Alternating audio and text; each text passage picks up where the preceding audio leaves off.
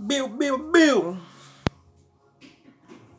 Mwen salye nou fanatik artistes Galiwa yo, koman nou ye.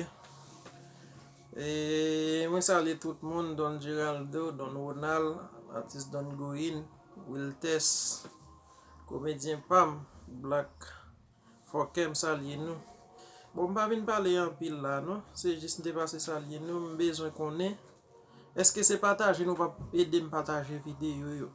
Lem la gon video, nou pa pataje la gel non group, nou pa fe yon la dani, m vle konen, video sa m kite, m vle chak moun kite yon komante. Si nou pa pataje video, m bral pase kay nou tout. Ma pout nou chak yon kalode, vri! Kon sa m ap fè nou. M pap ge pas pou ki.